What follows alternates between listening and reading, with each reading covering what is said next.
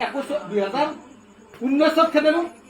2024 খেলিলো পঞ্চায়েত দুটা খেলিলো লোকসভা দুটা খেলিলো বিধানসভা দুটা আরে 20টা 22টা ভোট এই মুছলমান সমাজৰ পৰা আমি 25টা ভোট পাওঁ লজ্জাজনক কথা কত আঁচনি দিছো আপোনালোকক আমি কি আঁচনি দিয়া নাই কক আপোনালোকক আমি আঁচনি দিয়া নাই ঘৰ দিছো লেট্ৰিন দিছো আয়ুষ্মান ভাৰত কাৰ্ড দিছো উজ্জ্বলা গ্যাস দিছো সমস্ত দিছো দিয়াৰ পাছতো আপোনালোকৰ কি আমাৰ ভোট দিয়ান্তে আপোনালোকৰ ভোট হাতখন কমি যায় নৰু ভোট দিবা মই বিজেপি কিন্তু আপোনালোকে আমাক কাটি হয় আপোনালোকৰ লগত আমি 10 বছৰ একেৰাহে আছো আমি আঁচনি দুখত দুখী হৈ আছে নৰুদা 5 বছৰ নিজে এটা অৰুণোদয় লয় বেয়া নালাগে মানুহজনক কৈছে আপোনালোকৰ এই নৰুদাক নেকি বেয়া নালাগে আপোনালোকৰ অলপ বেয়া লাগিলে নাই তেওঁলোক আপোনালোকৰ মাজৰ মানুহ হয় না আপোনালোকে যেতিয়া ভোট দিবা লাগে নহয় বিজেপি কপিছে নৰুমন নাই মই হাততে নাই আৰে যি কংগ্ৰেসে আপোনালোকৰ অসম দুৰ্নীতি সব কৰি আছে আপোনালোকে আৰু সেই কংগ্ৰেছৰ লগত থাকে আপোনালোকে বিবেকক চলক এই হাত নহয় বিবেকক চলক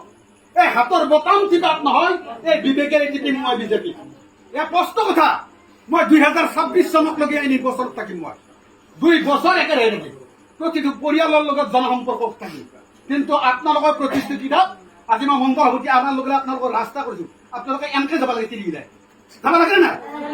পুৰুষবিলাকে চাইকেল এনকে গেলে যাব খোজ কাঢ়ি লাগে না কাৰ নচিব কে লাগছি নচিব আপোনাৰ নচিব আপোনাৰে কি জানে নিজৰ নচিব নিজে লিখি লৈছো আমি কাৰণ বিজেপিক আমি ভোট নেদাও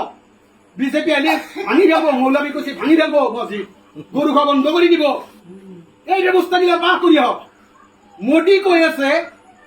আপোনালোকে ভাবছি মছজিদ ভাঙব মোদী কৈ আছে বাংলাদেশৰ পৰা মুছলমান আনাৰ কথা চিন্তা কৰিছে অসম ভাৰতৰ কথা চিন্তা কৰিছে পাকিস্তানৰ পৰা মুছলমান আনি এখন ভাৰতবৰ্ষ গঠন কৰাৰ কথা চিন্তা কৰিছে আৰু আপোনালোকে কৈছে কি আমাক খেদি দিব বাংলাদেশত এইবিলাক চিন্তা পৰিহাৰ কৰক মোদীজী আপোনালোকৰ কথা চিন্তা কৰিছে মহিলাসকলৰ কথা চিন্তা কৰিছে বৰ্ষা পৰিধানৰ কাৰণে আইন বনাইছে একতলা 2 তিলা 3 তলা ধৰি গ'লে আপোনাৰ মহিলাটো গুচি যাব লাগে পৰিয়ালৰ পৰাই মাকৰ ঘৰত থাকিলে কেনেকুৱা দুখ অনুভৱ হয় সেই কথাষাৰ একমাত্ৰ মোদীজীয়ে অনুভৱ কৰিছে কোনো মৌলবী অনুভৱ কৰা নাই আপোনালোকে আই মাতৃ এই আই মাতৃয়ে সিদ্ধান্ত ল'ব পুৰুষক কৈ দিব আজি যদি মই অৰুণোদয় পালো হয় আজি 5 বছৰ যদি অৰুণোদয় 5 বাৰাং 60,000 টকা লয় এমন ডাঙৰ এখন আছে মৰাব লাগিব কিয় কৰে না মৰণ পৰ্যন্ত আপোনালোক হয়নে নহয় কক আপোনালোকে এতিয়া ক'ব আমি ভোট দিছো কোনে ভোট দিয়া নাই ইয়াতে উপস্থিত থাকা 80% মহিলাই ভোট দিয়া নাই ইয়া স্পষ্ট হয়নে নহয় কক কেতিয়া ক'ব আপোনালোকে ভোট দিয়া নাই এই ব্যৱস্থাৰ পৰাই মুকলি হ'ব লাগিব বান্ধন খাই আছো আমি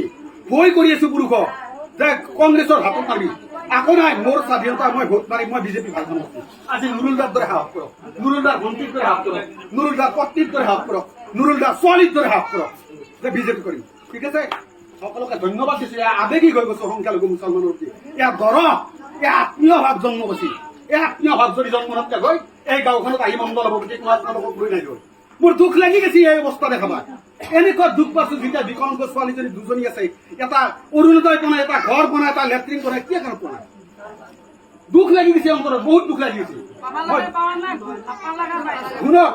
পাবা লগা নহয় পাবা লাগাইও দিয়া নাই পাইও দিয়া নাই নাপেও দিয়া নাই আপোনালোকে পাইও দিয়া নাই আৰু নাপেও ভোট দিয়া নাই আপোনালোকে হৈ গ'লে আমি